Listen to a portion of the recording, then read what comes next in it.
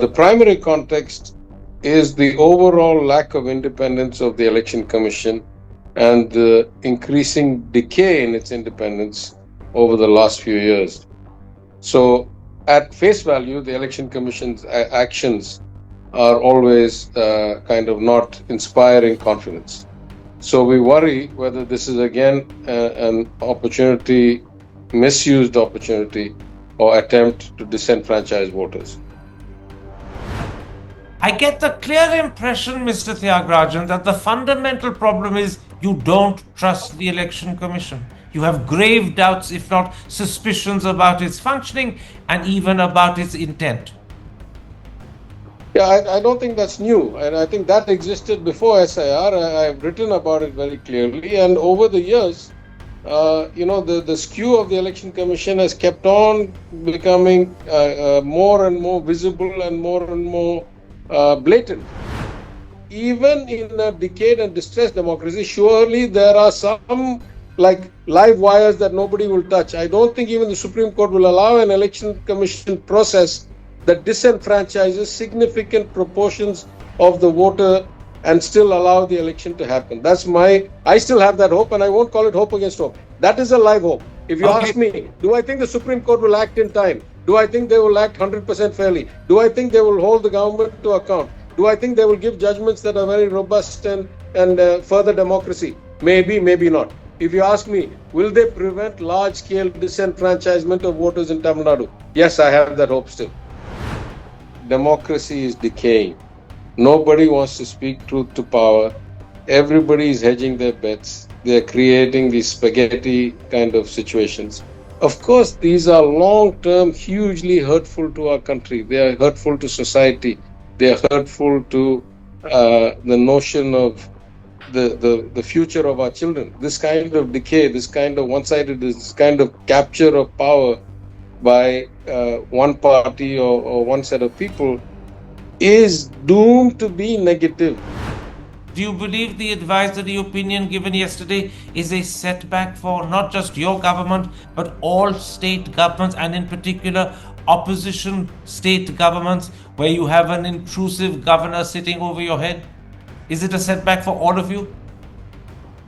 Well, relative to the judgment that we had before, obviously, because the last judgment had a clear timeline.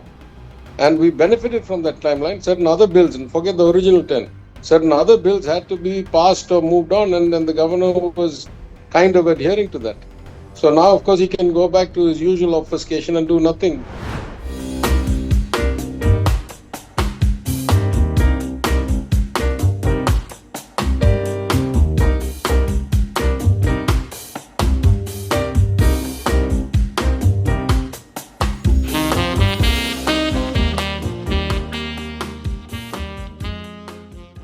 Hi, I'm Karan Thapar. Over the last few years, I hope you've been watching my program, The Interview on the Wire. During that period, I've interviewed doctors, politicians, businessmen, scientists, authors, and even the occasional Nobel laureate. For me, it's been exciting. I hope it's been enjoyable for you. But these, as you know, are tough times, and if this program is going to remain bold, independent, and sometimes even defiant, then I think we need your support. At the end of the day, it's a truism, but editorial independence is best defended by the viewers. So if you would like this program to remain the way it is, forthright, outspoken, and interesting, then would you consider supporting us? All you have to do is to click on the description at the bottom. But more than anything else, I hope you will continue to watch the interview. Your viewership means an awful lot to me.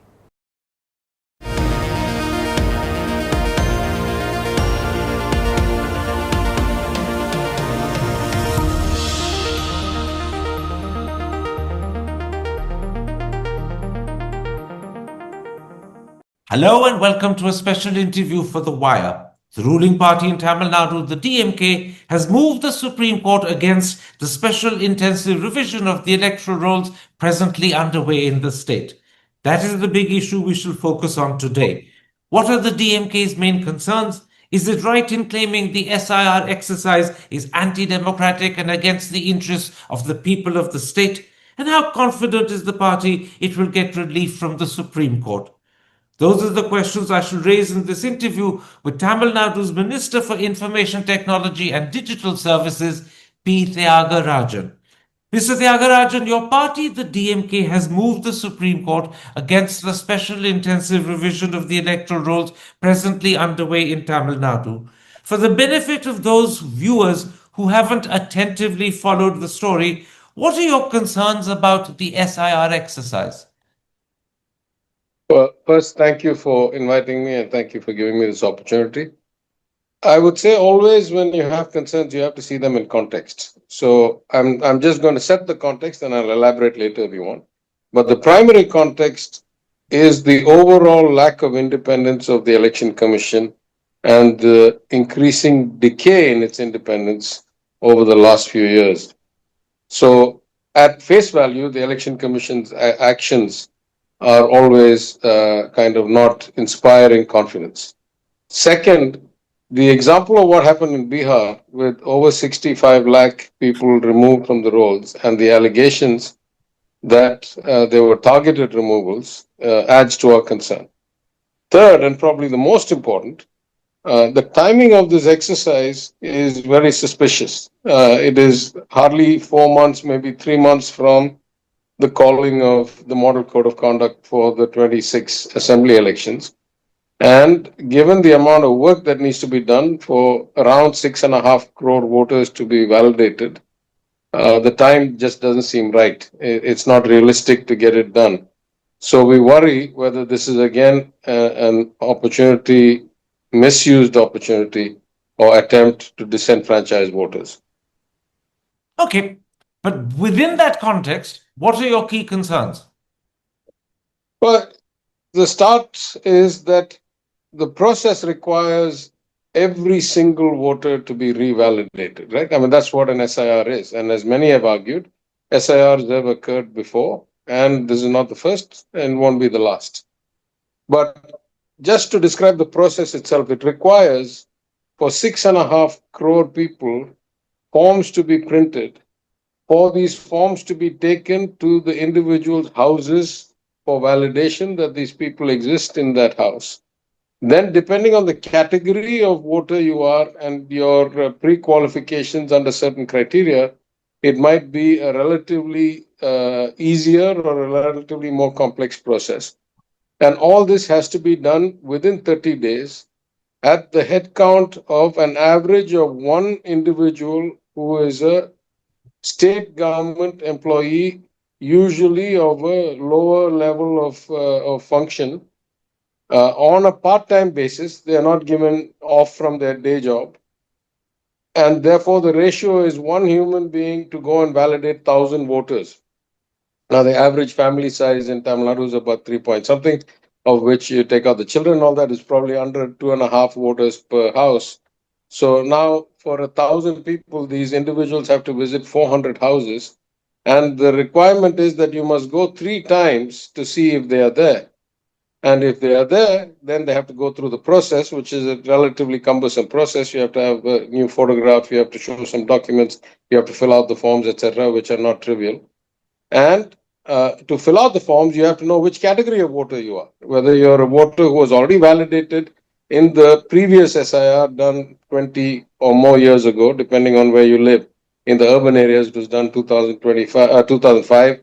In the rural areas, the last published list is 2002.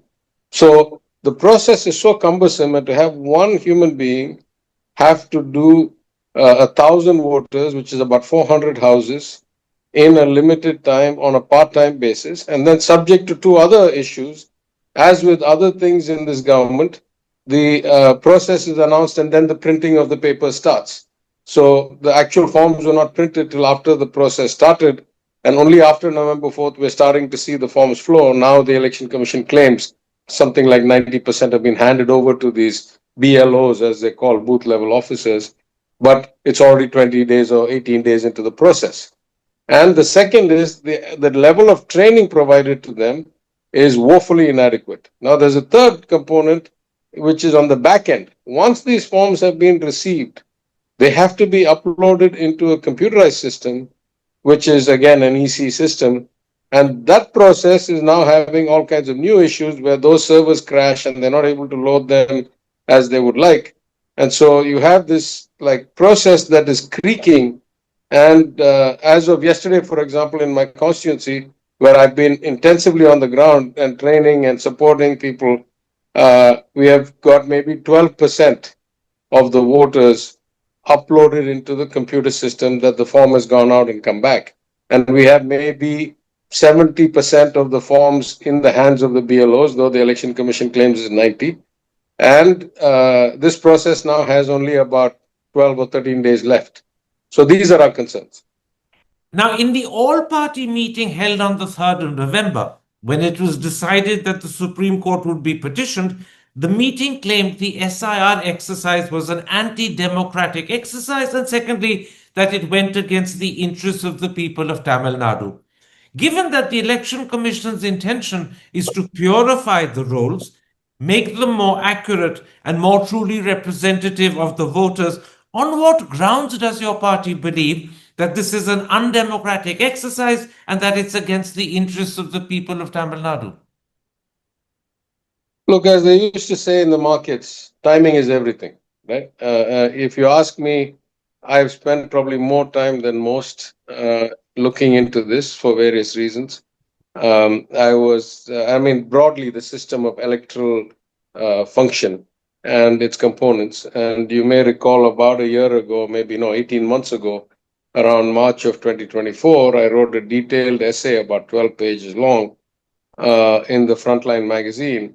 At that time, showing already that the Election Commission, and if I recall right, the title was something like, is it merely incompetence or is it actual malintent? So I'd already pointed out serious amount of flaws and one-side game played by the Election Commission.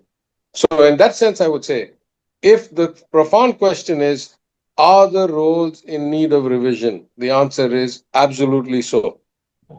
If the question then is this the time to do it? The question is absolutely not. If the election is coming in 3-4 months, if you start a process so late that has so many weaknesses in the process, you're likely to disenfranchise voters because the process is not that effective or functional to process that many people in this little time. Now I'll go one step further.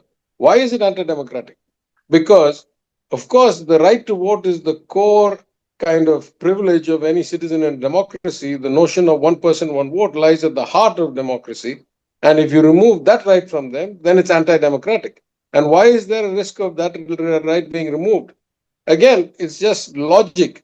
The possibility of somebody getting their form, filling it out, submitting it, and ensuring it gets uploaded obviously increases as a function of education, of economic circumstances, of connectivity to the system, of awareness. And therefore, in reverse, those who are most likely to get left out, as I'm seeing in my constituency when I go around, are the poorest, economically weakest, least connected to media or digital systems, and therefore have to actually work and wait for this human being to come at a time when they are home and they're not working somewhere else, and so the door is not locked. So the process is inclined towards affluent, educated, connected people having higher likelihood of being included, and therefore inclined against the opposite being included. Therefore, it's also anti-democratic. Tell me, how much of your concern arises out of the fact that the SIR exercise is being conducted in Tamil Nadu just when the northeast monsoon will be hitting its peak? Well, that's kind of the added complexity. I would, let me be 100% clear. Even if it was not the northeast monsoon, my understanding of operations management and my understanding of the logistical complications required and my experience on the field, I've been now in the field for maybe 10 days, is that this exercise was not likely to be done in 30 days, even if not a single raindrop fell. Now you add in the complexity of the monsoons, and in the past, as you've seen, the monsoons can get quite volatile. As you know, Tamil Nadu and particularly places like Chennai, we get something like 80% of our annual rainfall in the retreating monsoon, in the northeast monsoon. So that could add much more complexity. And in our so-called age of digital India, all these forms are paper printed forms. of course, they have a QR code, but then the paper printed forms. So the paper printed forms will get damaged further if there's a lot of rain and there's a lot of issues. So, of course, fundamentally, I say that this timing is not enough, that the space given is not enough. Okay. Now you add in the complexity of for phase one, the monsoons, and for phase two, after the first published list, the next 30 days, the monsoons plus Christmas, plus the New Year and all that stuff. Then I start having, much more kind of deeper concerns. Let me quote what R.S. Bharti, your party, the DMK's organizing secretary, said when he moved the Supreme Court against the SIR on the 3rd of November. He said, and I'm quoting him, the SIR is effectively functioning as a de facto national register of citizens. That's not a point you've made so far yourself. Do you agree with him? Yeah, I mean, listen, he has stated what I think is the official position of the party. I certainly am a follower of the party, and he is talking at a much more profound level. I am on the ground as a member of the Legislative Assembly. I'm not talking as a spokesperson for the party here. I'm speaking as a citizen, a member representing the people and operating in my constituency. I'm not in in any official capacity in the party. At least related to this. I'm in some other post. So my points are mostly around the operational constraints. Now, if I start looking at the legal issues or the other bigger issues, then I ask 2-3 questions. Historically, these have been done right after a census. So there's a corresponding data set from which the government can also refer, at least to benchmark. Am I catching enough people? Not. Here is a government that is for, either deeply malintent reasons or sheer incompetence, not done the census that was supposed to be done 2021, and we are many years past COVID. They have not announced it till it suits them from a redistricting perspective. So the first issue is it's not done as past SIRs have been done, usually correlated to a census. Second issue is, if you had that much concern about the quality of the voter roll, surely after 10 years, whether the census was done or not, you could have done this SIR. There's no need to wait 20 years for a SIR. Then the next concern is that at this point, if you do a SIR without any cross-reference, it is harder for people to appeal if they have kind of gross violations. So you're operating in a blank, and this becomes the primary data set with no other cross-reference. So you put all of that together, as with everything else that this government has done, our concern is that the timing reeks of, callousness at best and sheer malintent at worst, and more likely malintent. Let me ask you a pointed question at this moment. When the exercise happened in Bihar, the suspicion was that it was intended to eliminate Muslims and perhaps more generally opposition voters. What's your suspicion in Tamil Nadu? Is there a specific section of the population the SIR is perhaps intended to eliminate? Look, I can't cast aspersions on individuals who are doing the work. In theory, from a hypothetical perspective, the people doing the work are the employees of the state government. And if there is a government influence, it's more likely to be the state government than the federal government, because, most people don't realize the election commission is more a kind of notional body than a practical operating body. They do bad things in design and bad things in intent, but the execution, as you know, for example, I'll just put this in context. The election commission has, a few hundred full-time employees. They set a lot of policies. They can change the world. They can change the country. They can destroy democracy, but they have a few hundred employees.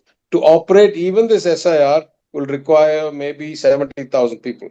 To operate a full-blown election in the state of Tamil Nadu, this is just for the state of Tamil Nadu, will require probably, 150 to 200,000 people to be working to execute the election. And at most, a few thousand of those will be deputed from out of state to come and do this oversight and other things. So, in effect, it is the state government that has to operate the machinery to do whether it's SIR or electoral roll. Therefore, if you tell me the state government also has a bias towards fundamentalism, has a bias towards right wing, has a bias against certain minorities, then I have greater concern. In Tamil Nadu, the malintent may be directed one way or the other, but the execution, it is our bounden duty as the state government, and we will, do it at all costs to ensure that it is not targeted. My worry is not targeted exclusion in Tamil Nadu. In Bihar, it may have been. I don't know. I don't live there. But in Tamil Nadu, my worry is unintentional or intentional exclusion of the weakest people, of the poorest people, of those who have the least recourse to getting it corrected if they have a problem. And that is just the sheer scale of the operation and the time given for it. Let me raise another issue with you. In critical respects, the SIR exercise being presently conducted in Tamil Nadu is different to what happened in Bihar earlier this year. First, voters don't have to fill in enumeration forms. The BLO will do that for them. Second, they don't have to provide documents unless it's asked of them, and that will only be after the initial stage. How much comfort do you take from these two changes? Because they've been presented by the Election Commission as fundamental learnings from the Bihar experience. Will they make the exercise smoother and easier in Tamil Nadu?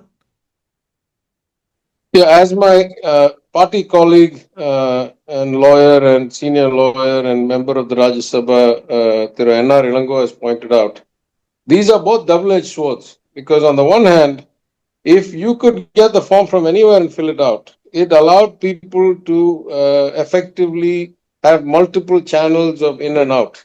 Now you have got one human being, one part-time employee, state government, usually Anganwadi staffer, or low-level staff in the education department or the municipal administration department. That individual is the bottleneck for 1,000 forms to go out and come back.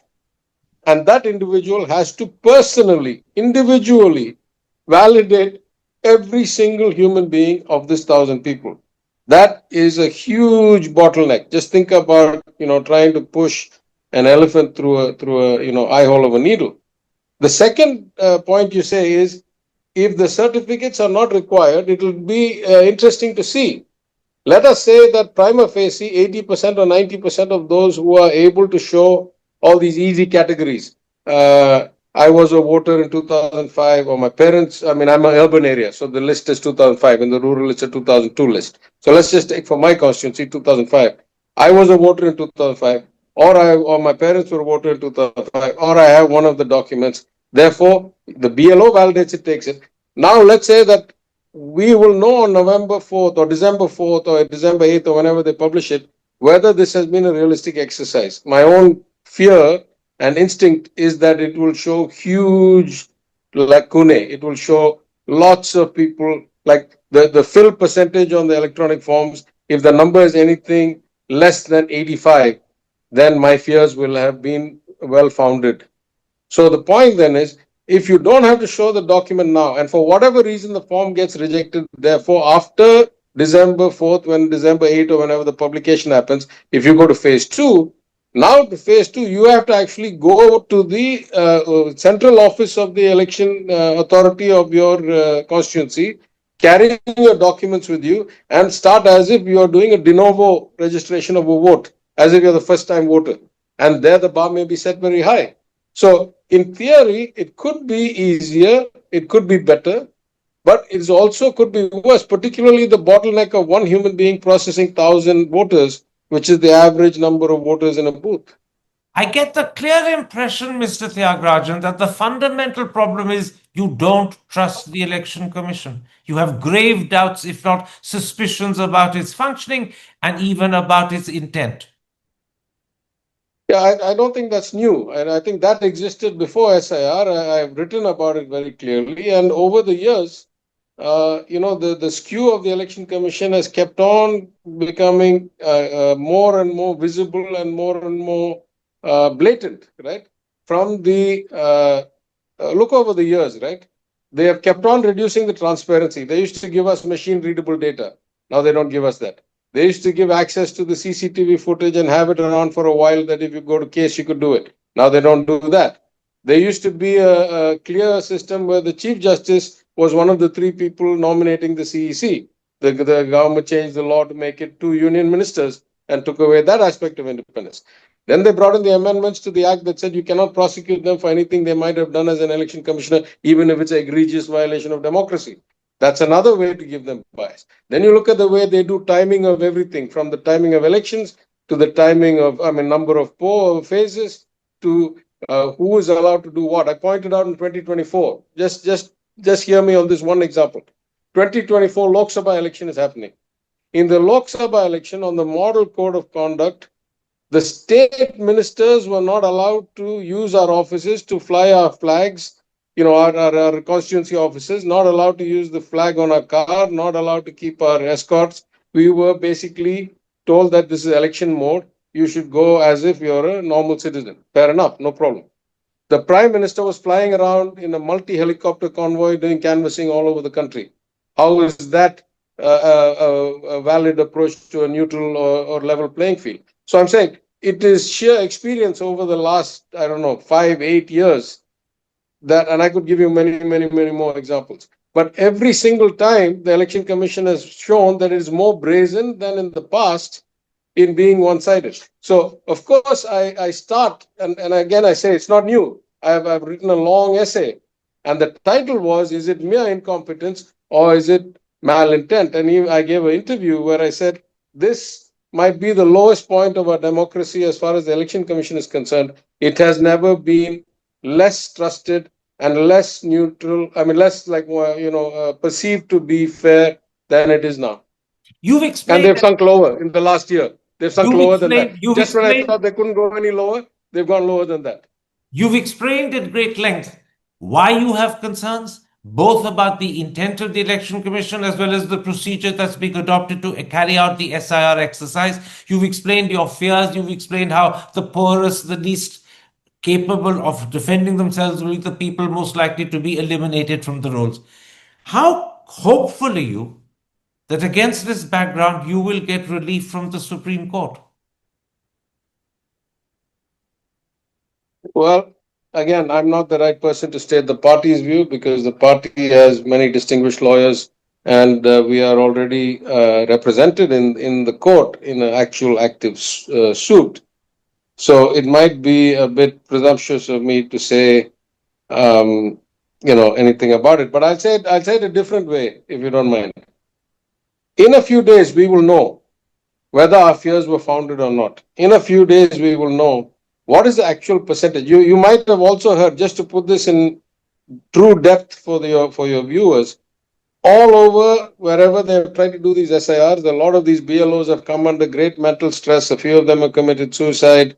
In Tamil Nadu, they went on strike. They had a strike saying, you're asking us to do what is not humanly possible. So it's not just that it's a hypothetical, the people in the field doing the work. In my constituency, we've had to request multiple BLOs to be changed because they don't actually have the capacity to do the work, and so they haven't been coming. And so we can't let the system fail.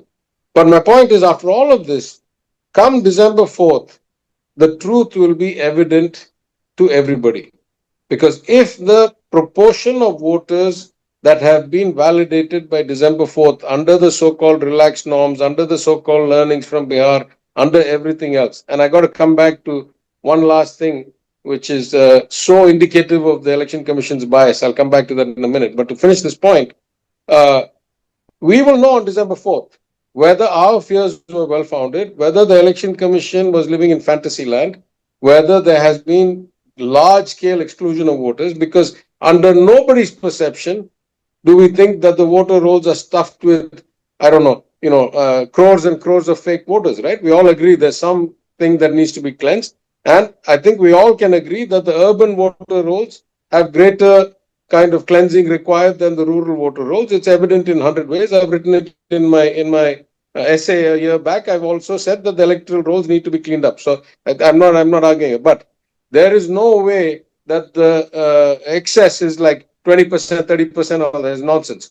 So if by December 4th, we don't see at least 85 to 88% of the voters being entered into the computer system, that means the SIR process has failed, as we worried it would But let me Now the question is, interrupt at this will the point. Supreme Court act then or will it act before then? We'll find out. Well, this is the critical question. When will the Supreme Court act? Because the truth is, when the Supreme Court was moved against the SIR exercise in Bihar, it not only refused to stop the exercise, but it still hasn't gone into the constitutional concerns that were raised. Those are still pending before the Supreme Court, and the Bihar exercise is now over. Are you not worried that when your case is heard by the Supreme Court, it will face the same response? That the exercise won't be stopped, your concerns may be addressed to the extent that the Supreme Court is willing to do so by making the procedure easier and less cumbersome, but the big constitutional concerns will be ignored or kicked down the road. Aren't you worried about that? Again, I don't have an official position. The party has this view. I would say that history shows us such fears have been realized multiple times, particularly in the last 5-7 years. There are any number of cases of serious constitutional and long-term consequences to the nature of our democracy that have basically been heard and not judged for years or not delivered for years. So you're resigned that the delivered in same a thing way. will happen again. You're resigned. I'm just saying. I just note the history. I don't, when there's life, there's hope. Maybe something will happen. But I want to go back to my point, if you don't mind. The most egregious example of one-sided bias in this election commission has happened in the last few days. Till the last few days, one of the requirements for you to be a booth level agent of your party in a booth was that you must have a vote registered in that booth. That's a basic tenet, right? To be a booth level agent, you must be a voter in that booth. This has been the case as far back as I think the system exists. It makes sense in every way because I can tell who are my neighbors can tell who I am. I can sit there at the day of polling and validate that they are who they say they are. There's 100 reasons why it makes sense. It is, eminently logical and appropriate. For the first time, suddenly the Election Commission has notified that actually you don't have to have a vote in that booth at all. You can still be the booth agent for that booth.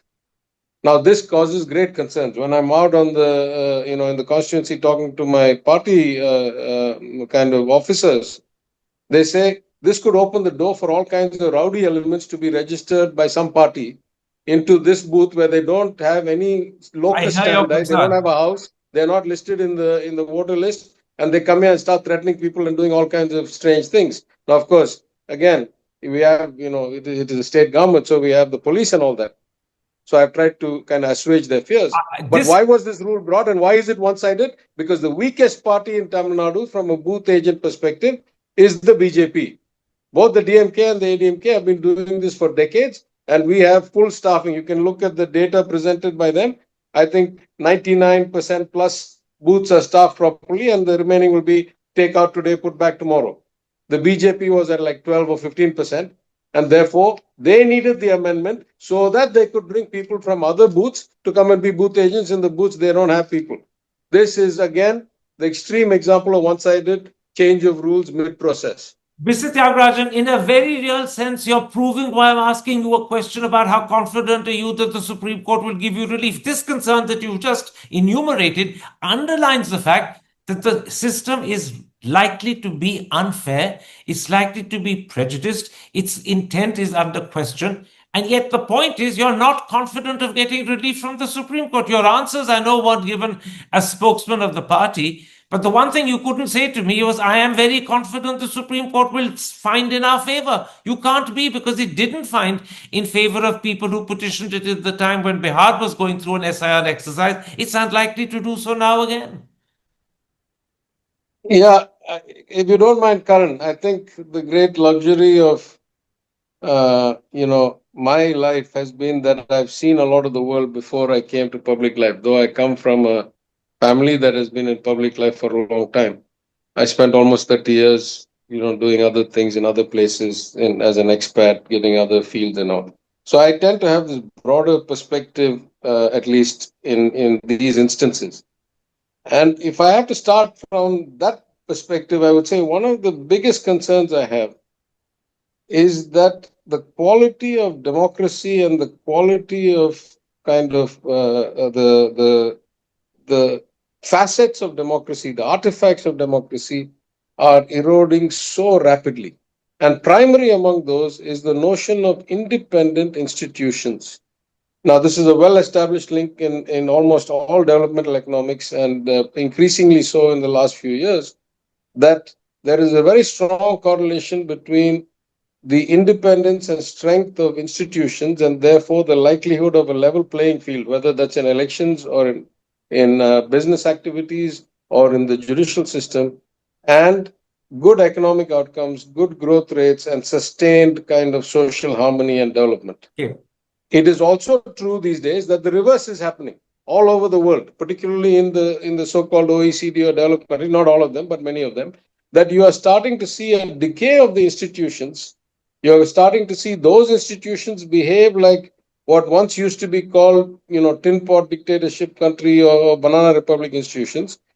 They're starting to see them become partisan, one-sided, and incompetent.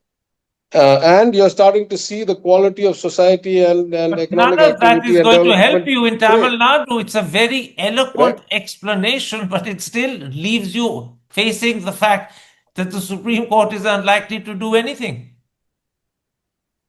Yeah, listen, you can't put words in my mouth. I'm saying that I see the broader context and I see things failing all over, and it deeply concerns me as a citizen that this country has started to lose all independent institutions. Broadly speaking, the independence of the courts, the Okay. independence of the Election Commission, of the Reserve Bank, of the regulators, of anybody, of SEBI, when they were investigating crony capitalism and insider dealing, all of them have started to erode into meaningless, one-sided partisan activity. Therefore, I worry about the future of the country. If you ask me, what is that relative to SIR? I say, I know that it is in this context of greater decay that I am fighting this uphill battle. I am an elected representative. It is my primary duty to protect the rights of my voters. I'm on the ground doing it as actively as I can. And what I'm trying to say in the last kind of resort is that I have greater faith in the people than I have in the court. Let me put it in a different way. Very If quickly. at the end of December 4th list, the gap is huge, everybody in their right mind will know that the exercise has been an utter failure and a flop. Surely after that, at least the court will have to act. Surely after that, at least the election commission will have to give greater time. I don't see the election commission, even in our decayed and distressed democracy, being capable of saying that at the end of phase one, only 60% of the voters were able to get their papers registered. I'm still going to go ahead with this as the basis for election. If that is the case, we have no hope left. Then what is left? If the Supreme Court doesn't step in even then what is left? There's no hope. Well, chances are the Supreme Court won't step in even then, because the Supreme Court I won't hasn't predict stepped that. I in would as say yet. surely at some point the court will have to step in. I think that I haven't yet given up that much hope. I'm All saying right. if the That exclusion reminds is me. gross, That if the reminds me exclusion is of gross, like let's Nadezhda look at Bihar for Mandelstam, example. who wrote Let's a look at Bihar for biography of her example. husband called Hope Against Hope. And that's precisely what it is in your case too. Hope No, against I'm hope. not saying that. I'm saying I have greater hope than that by a lot. I'm saying let's even look at Bihar. What is the Bihar total count? About 7.6 crores. What was the exclusion? About 65 lakhs, about 8%. After that, the court still acted and said that you can use Aadhaar and all that, and they were still able to bring back about 25 lakhs. So my net point is that even in a decayed and distressed democracy, surely there are some like live wires that nobody will touch. I don't think even the Supreme Court will allow an election commission process that disenfranchises significant proportions of the voter and still allow the election to happen. I still have that hope, and I won't call it hope against hope. That is a live hope. If you ask me, do I think the Supreme Court will act in time? Do I think they will act 100% fairly? Do I think they will hold the government to account? Do I think they will give judgments that are very robust and further democracy? Maybe, maybe not. If you ask me, will they prevent large-scale disenfranchisement of voters in Tamil Nadu? Yes, I have that hope still.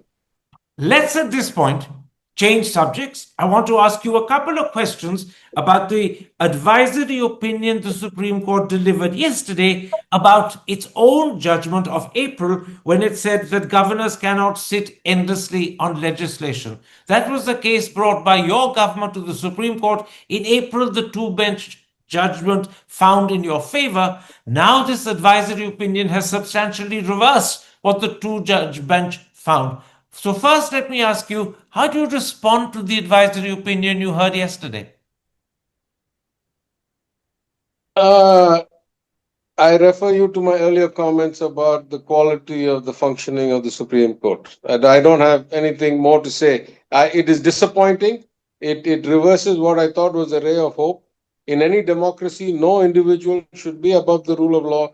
No individual should have the right to sit on bills indefinitely. They kind of use those words in the judgment, but then they kind of say that you also don't have the capacity to put a time limit. So effectively, whatever glimmer of hope I had seen in the notion of strong institutions and the restitution of democratic kind of norms, that has been erased by this judgment.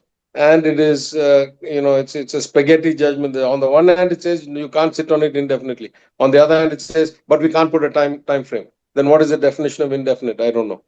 Well, let me point out two areas where this Supreme Court advisory of yesterday has gone contrary to the judgment of April, which you considered a great victory in your state.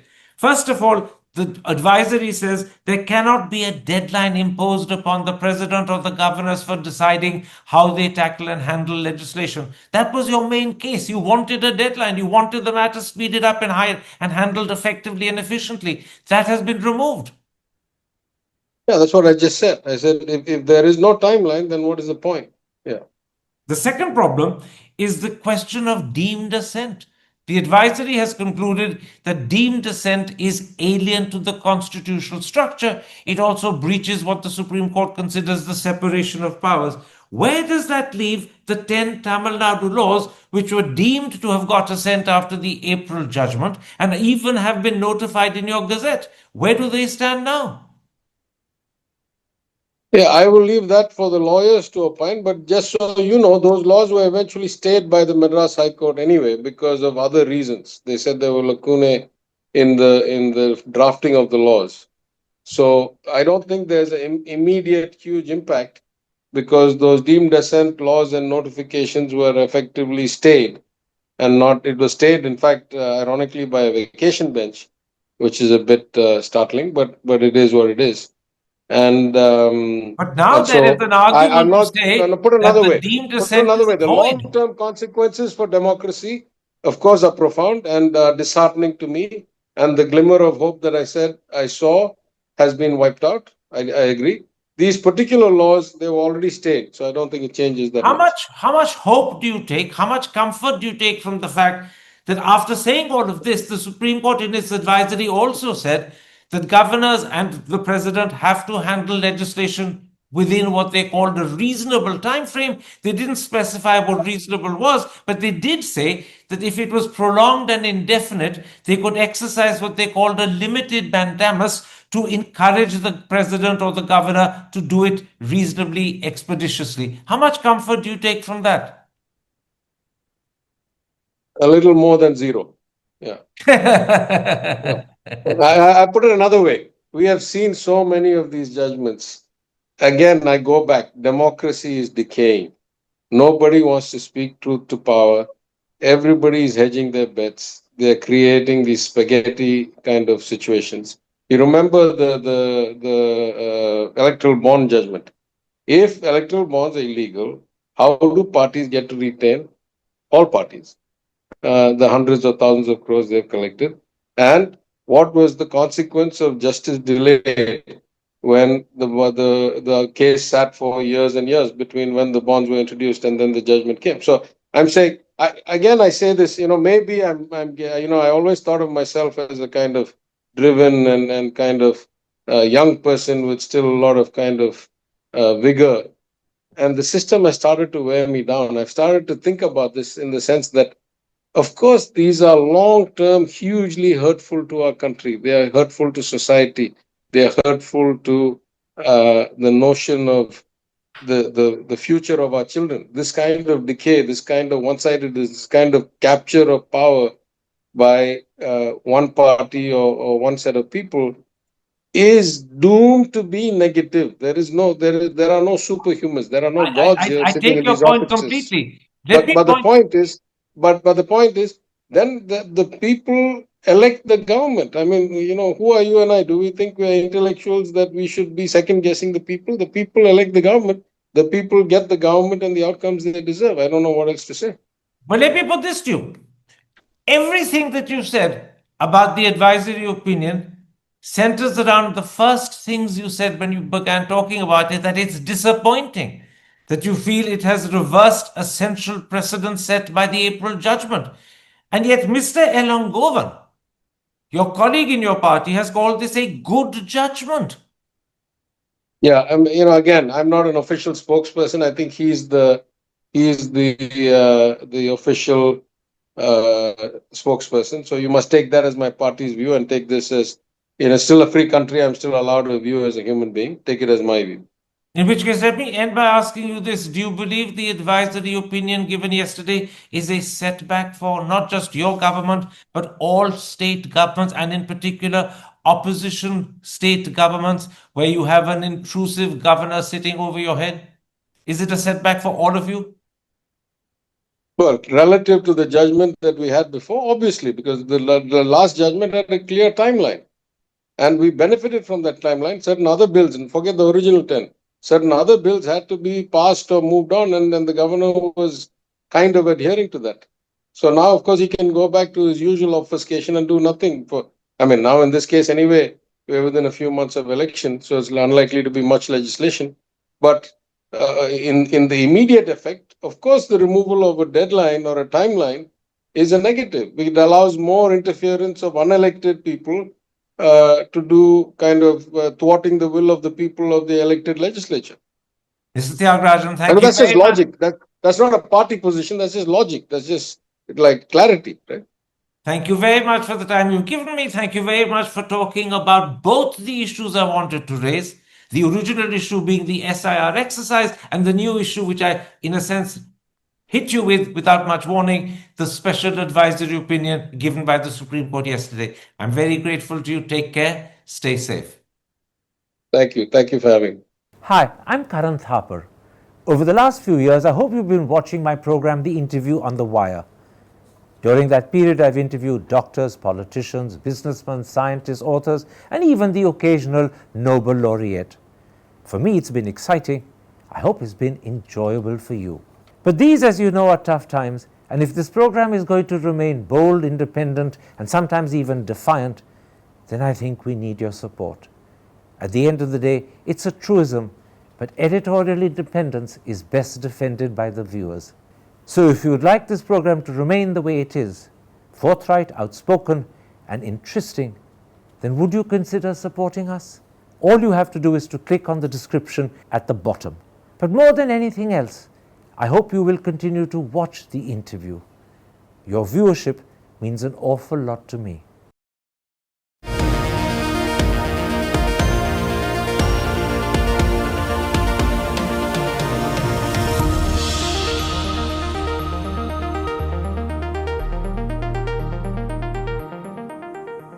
Stay safe. Thank you. Thank you for having me.